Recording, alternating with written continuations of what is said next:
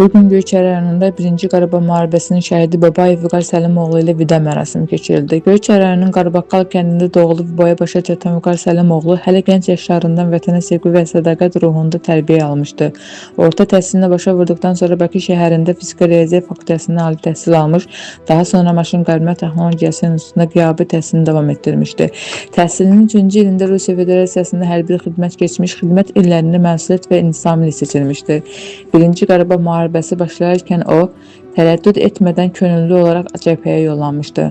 1994-cü ilin fevral ayında Kəlbəcər rayonunun Yanşaq istiqamətində gedən ağır döyüşlər zamanı itkin düşmüşdü.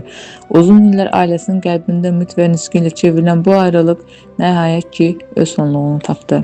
Vida mərasimində Göyçay rayon İcra Hakimiyyətinin başçısı Orxan Mürsəlov, hüquq mühafizə orqanlarının rəhbər heyəti, din xadimləri, ictimaiyyət nümayəndələri, şəhid ailələri və rayon sakinləri iştirak etdilər. Şəhidin ruhuna dualar oxundu. Azərbaycan Respublikasının dövlət himni səsləndirildi. Hərbçilər tərəfindən yaylım atəş açıldı. Üçrəngli Azərbaycan bayrağı böyük ehtiramla şəhidin ailəsinə təqdim olundu. Ardınca Vüqar Səlimoğlu Babayev doğma torpaqda şəhidlər xiyabanında son mənzilə yola salındı. Bugün Göyçay öz igid oğlunu göz yaşları və qürurla torpağa tapşırdı.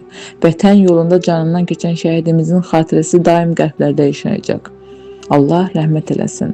Ruhu şad, məkanı cənnət olsun. Etibar Bəşirov, Göyçay naminə.